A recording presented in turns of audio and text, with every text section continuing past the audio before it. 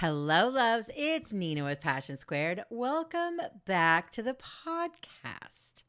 This week, we're going to talk about healthy boundaries around the topic of pricing and some of the challenges that you may come across and some frameworks to help you have a more grounded, aligned, purposeful, intentional conversation with a client that is challenged by either your pricing or your price increases. Now, everything that we're going to be talking about today is part of my Awesome as Fuck Healthy Boundary Handbook, which I wrote for you in 2019. And so these frameworks, these conversation frameworks, there's tons of them, maybe like 30 in the handbook, as well as ways to help you create your own conversation frameworks so you can feel more empowered and more confident and more courageous when you come across what is inevitable. And that is getting questions from clients around pricing or somebody that is challenging you around pricing. So before we get into the actual conversations, let's talk about the Healthy Boundary Framework. Now, this framework was inspired by my experience back in 2007 when I was in inpatient treatment for depression, workaholism, and lots of other things. So this framework was inspired by that. We spent a lot of time in treatment around codependency, as codependency can be kind of the root cause of some of the challenges, struggles, mental health situations, and even addictions that we struggle with. So I'm literally going to be reading to you, story time, from the handbook. So let's talk about the framework. As you begin practicing healthy boundaries, writing out what you say helps. To this day, I still do this when I am confronted with something that is incredibly overwhelming. Of course, I've been doing this work since 2007, so some of it comes a little bit more naturally now, but I still do write things out when I'm really struggling.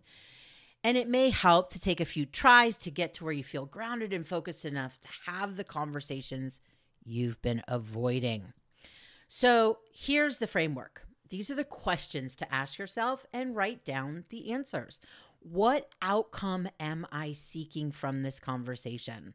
This is a very common question we ask every day at Passion Square with our clients, because without being clear about the outcome, we sometimes can get thrown off track, out of our values, out of our integrity. We can project and respond in anger.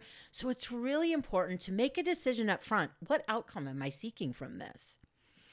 Is it safe to have this conversation? What is the objective of this conversation? How am I feeling? Where are those feelings coming from? That's such a great question because it really helps you build your self-awareness. You may be feeling super resentful and it actually has nothing to do with the situation in front of you. It's just feelings bubbling up. So you want to process those and take those feelings out of this current situation and conversation. How can I communicate kindly and clearly? Am I prepared for the conversation to not meet the outcome I desire? This is where a big struggle happens, and it's completely natural to have, is that we get a clear outcome, we get ready and prepared for the conversation, but we're attached to the outcome, meaning it needs to go our way. It needs to go the way that we think it should go. And we're dealing with human beings, meaning the outcome could literally be anything. And it's possible that it's not going to be what you had hoped. This is as much about self-awareness as it is about managing your own expectations.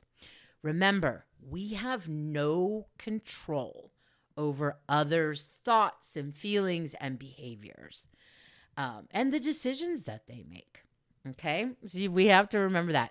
What will happen if I do not have this conversation? This is an incredibly important question, particularly if you are in a leadership role and you tend to slide into avoidance. A great example of that is that there is a team member that is not adhering to their part of the business agreements, of the team agreements. They are doing harm to others in the business. And because we are, quote unquote, non-confrontational, we don't like confrontation. This is scaring me. We avoid it. When we avoid it, it festers. And when it festers, it turns into something so much bigger than it could have been had we not addressed it in the beginning. And it could do extreme damage to the culture and to the individuals within the business. So avoidance, again, natural. It's natural to want to avoid the tough stuff, but as a leader, it's part of what you signed up for. So this is the talking boundary framework, again, that came from the treatment center that I went to in 2007. When I heard you say, ... I'll use an example. When I heard you say my prices were too expensive, what I make up about that, or what I think about that, is that you're not seeing value in the experience. And about that, I feel bummed. When I heard you say ... what I make up about that, what I think about that is ... and about that, I feel ... This is the work. This is the work. So let's talk about a couple very common, which is why I included them in the handbook, very common conversations that happen around pricing. So the situation is a client says you're too expensive. The no boundary response would be offer them a discount, make excuses for them, or put them on blast on social media and blame and shame them for all of your problems. The healthy boundary response would be to communicate your brand promise and experience to the client and let them know that you may simply not be a good fit for them. And if it feels right to you, ask them about their budget and offer them referrals to other places or experiences within your own business that fit that budget. So let's talk about it. Here's the conversation. Hi, Nina. Thank you so much for sharing your feelings with me. My promise is to ensure you have a relaxing, enjoyable experience, which means I only book one client every 3 hours. This is for sure a premium experience, and I'm happy to help you find a stylist within your budget if you'd like help. The client says, oh my God, thank you. That's so nice of you. Yes, I would love some referrals. Thank you. I expected you to block me, LOL. And then your response is, hi, here are 3 referrals. I wish you all the best. Thank you for being an awesome client of mine. Simple. A client says your price increase is insane. A no boundary response, again, offer them a discount, make excuses for them, or blame and shame them on the socials. And then, of course, the healthy boundary response would be the same, right? So you can either refer them out, that something's no longer within their budget, or offer them solutions for something lower maintenance that is within the services you provide. Here's the conversation. Hi, Nina. Your experience and loyalty mean the world to me, and I totally understand that my services may no longer be within your budget.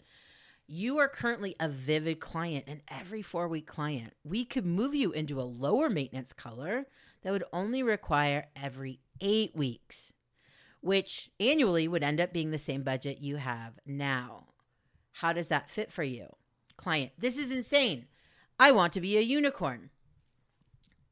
I understand. And as you are aware, being a unicorn is super high maintenance. I can refer you to another Vivid specialist. Maybe that's within your budget. Would that interest you? And then the client says, sure, awesome. Here's their info.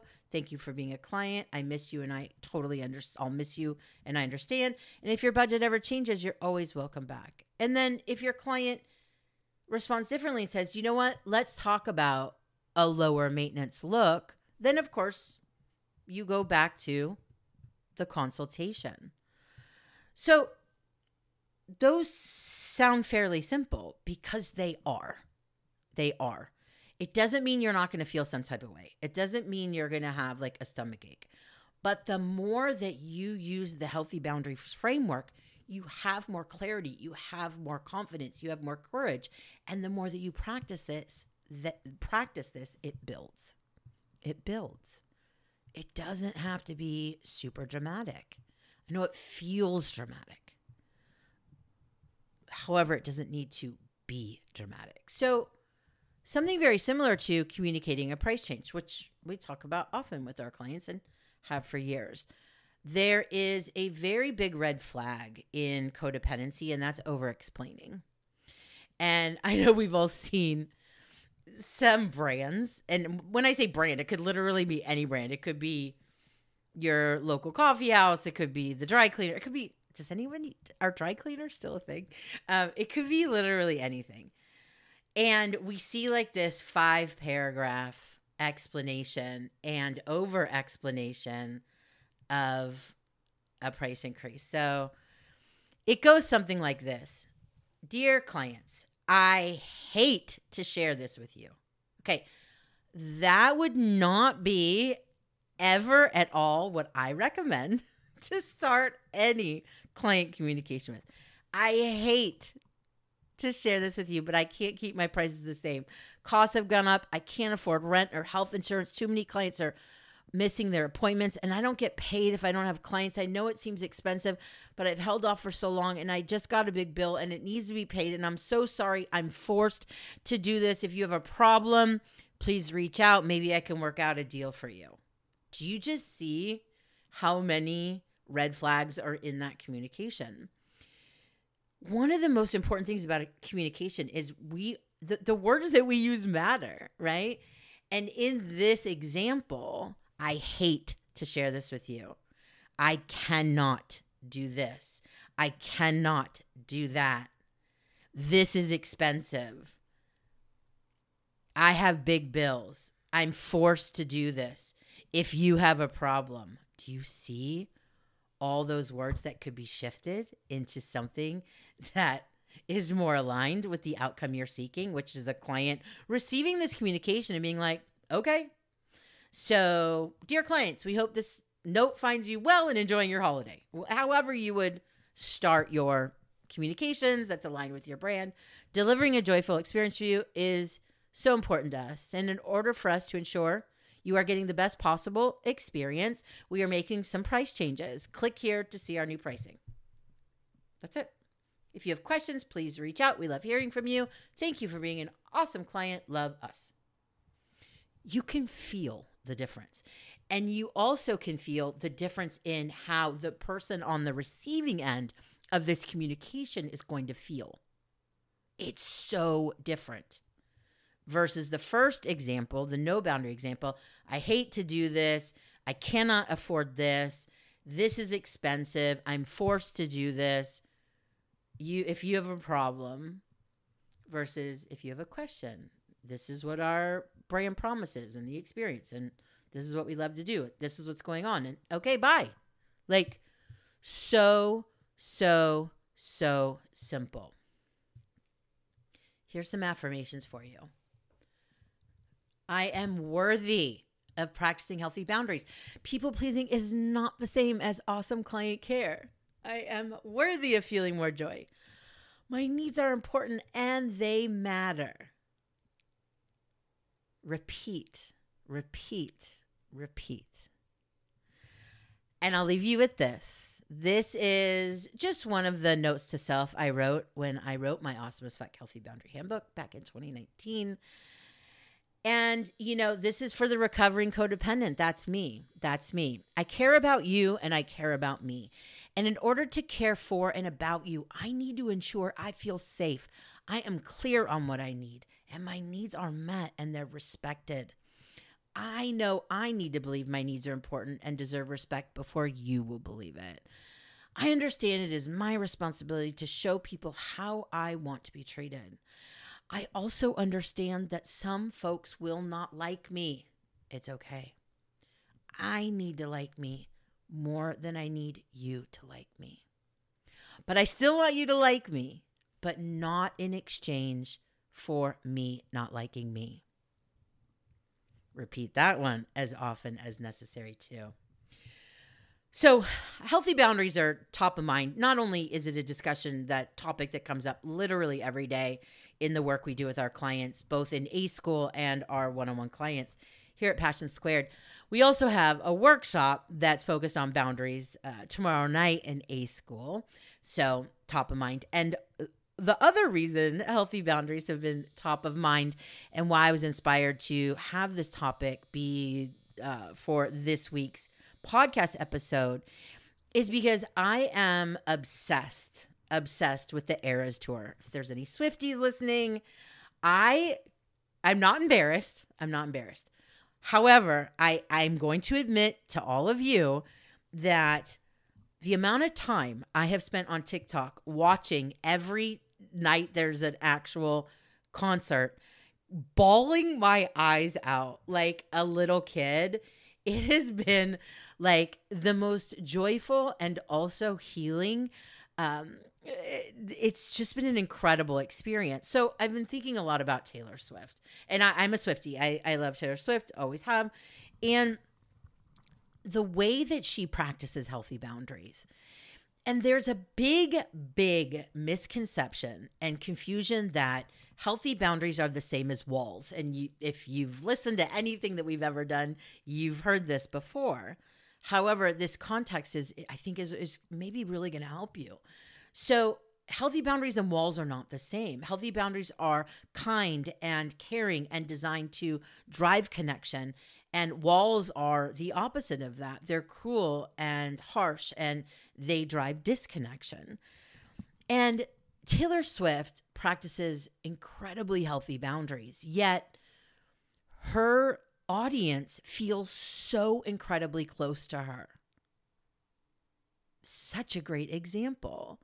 On all of her social media, she has comments off.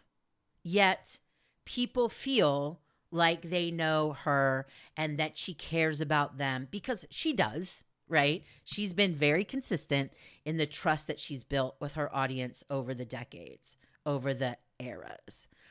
So it's such a great example, right?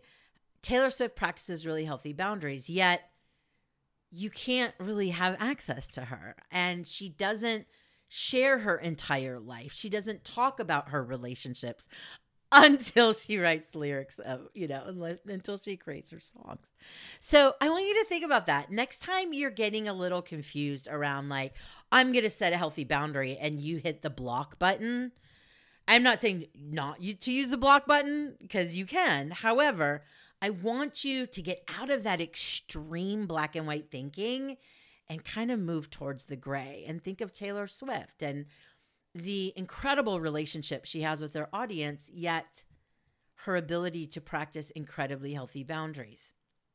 It is Mental Health Awareness Month. So this is as much a protection of your energy, your brain space, your health and well-being, and your mental health, right? It's all connected. So if you have questions, you can always email us at awesome@passionsquared.net. You can always slide into our DMs at Passion Squared on Instagram, Passion Squared on Facebook. Our ACE School for Salon Owners program is open for new members. So we have open enrollment this month. And if you are looking for an incredibly kind, compassionate, wise, experienced, generous, loving, healthy boundary practicing community to build and learn and grow, you can always sit with us in ACE School. To learn more, you can go to passionsquared.net/a-school. Thank you so much for listening. I hope you have the most peaceful, beautiful day. I'm incredibly grateful for you. and have an awesome week. Bye.